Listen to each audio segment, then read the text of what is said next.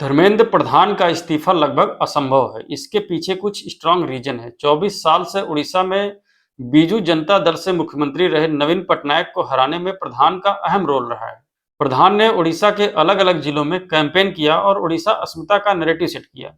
उड़ीसा अस्मिता का सीधा अर्थ है कि उड़ीसा की भाषा, संस्कृति, परंपरा को संरक्षित करना। 2024 तक उड़ीसा के मुख्यमंत्री रहे नवीन पटनायक के बेहद करीबी रहे एक तमिलनाडु के रहने वाले फॉर्मर आईएएस अफसर वीके पांडियन। बीजेपी ने उड़ीसा के वोटर में नैरेटिव सेट किया कि अगर एक नॉन उड़ीसा स्टेट का प्रशासक उड़ीसा के प्रशासनिक कार्यों को कंट्रोल करेगा तो उड़ीसा अस्मिता खतरे में होगी।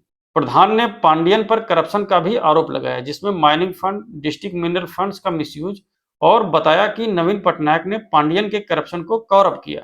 नैरेटिव कामयाब हुआ और बीजेपी की जीत हुई। बीजेपी ने आदिवासी नेता मोहन चरण मांझी को मुख्यमंत्री बनाया और इसी के साथ ही नवीन पटनायक के नेतृत्व वाली बीजू जनता दल की 25 साल की सत्ता का अंत हो गया। इस आंदोलन को देखते हुए अगर बीजेपी प्रधान को हटाती है तो बीजेपी को क्या नुकसान होगा? उड़ीसा में एक बेहतर रणनीतिकार और एक बड़ा पब्लिक फेस का लॉस हो जाएगा। प्रधान के इस्तीफे से वह पकड़ कमजोर हो जाएगी। प्रधान स्टेट और नेशनल लेवल दोनों पर मजबूत स्थिति में है। इस्तीफे के बाद जनता में मैसेज जाएगा कि वह अपना काम करने में नाकाम रहे, जिससे पार्टी को नुकसान हो सकता है। हालांकि इसके कुछ फायदा भी है। वर्तमान में चल रही कंट्रोवर्सी कम होगी और सरकार की इमेज बेहतर होगी। लोगों में सरकार की विश्वसनीयता बढ़ेगी और अपोजिशन का प्रेशर भी कम होगा। पार्टी का नैरेटिव भी सेट हो जाएगा कि अगर हमारे यहाँ कोई मंत्री सक्षम नहीं है तो उसे हटा दिया जाता है। लेकिन इन सबको देखें तो अगर प्रधान का इस्तीफा होता है तो बीजेपी को ज्यादा नुकसान होगा, फायदा बहुत कम होगा।